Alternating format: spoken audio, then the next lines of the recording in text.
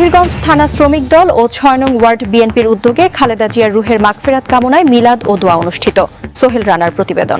নারায়ণগঞ্জের সিদ্ধিরগঞ্জে সিদ্ধিরগঞ্জ থানা শ্রমিক দল ও ৬ নং ওয়ার্ড বিএনপির উদ্যোগে মহাকালের মহাকাব্যের এক আপোষহীন নেত্রী মমতাময়ী মা শহীদ প্রেসিডেন্ট জিয়াউর রহমানের সহধর্মিণী সাবেক ৩ বারের সফল প্রধানমন্ত্রী মরহুমা বেগম খালেদা জিয়ার রুহের মাগফিরাত কামনায় সিদ্ধিরগঞ্জ থানা শ্রমিক দল ও ৬ নং ওয়ার্ড বিএনপির উদ্যোগে দোয়া ও মিলাদ মাহফিল অনুষ্ঠিত হয়েছে।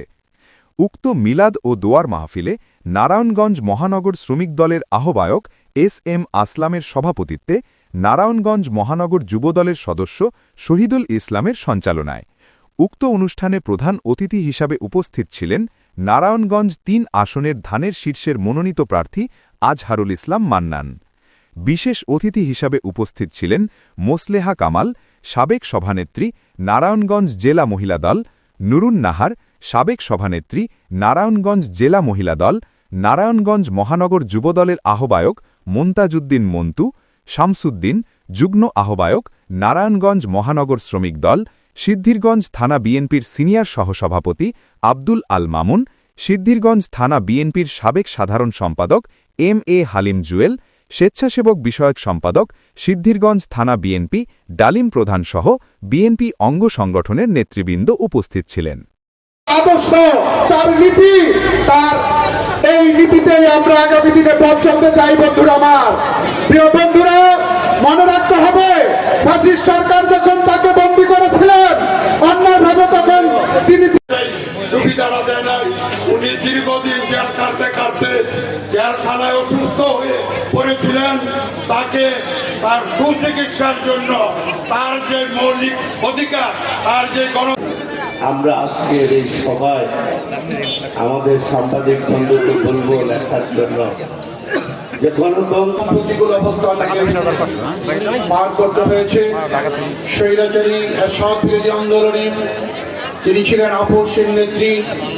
কোনো অন্যায়ের কাছে কখনো তিনি মাথা নত করেননি, কোনো অনিয়মকে কখনো তিনি প্রশ্রয় দেননি।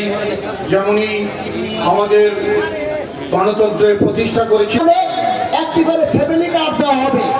একটি করে এই ফ্যামিলি কার্ডের মাধ্যমে আপনারা প্রতি মাসে ২,০০০ থেকে ২,৫০০ টাকার চাল, ডাল, তেল, বিভিন্ন পণ্য সামগ্রী আপনারা প্রত্যেক মাসে মাসে পাবেন।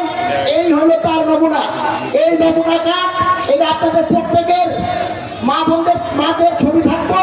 এই ছবি এবং এনআই স্ক্যানিং কার্ড আছে। এখানে কোনো চুরি করার কোনো কারণ নাই। আমাদের নেতা তারেক রহমান সিদ্ধান্ত নিয়েছে, যদি কোনোদিন বিএনপি ক্ষমতা আসে এবং তারেক রহমান যদি প্রধানমন্ত্রী হয়, তাহলে মা বোনদের জন্য ফ্যামিলি কার্ড দেওয়া হবে। প্রত্যেক মাসে মাসে ২ থেকে ২,৫০০ টাকার পণ্য সামগ্রী আপনারা পাবেন।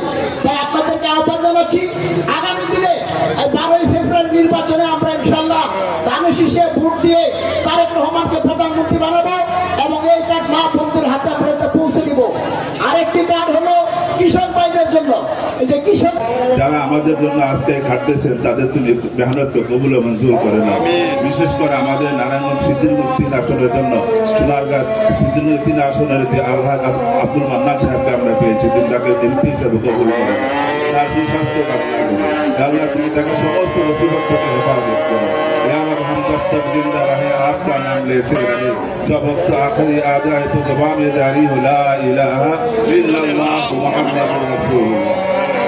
মরহুমা রাষ্ট্রপতি বেগম খালেদা জিয়া, ওনায় বাংলাদেশের ৩ বারের প্রধানমন্ত্রী ছিল। আমরা যেই দলটা করি, বাংলাদেশ জাতীয়তাবাদী দল, এই দলের চেয়ারম্যান ছিলেন।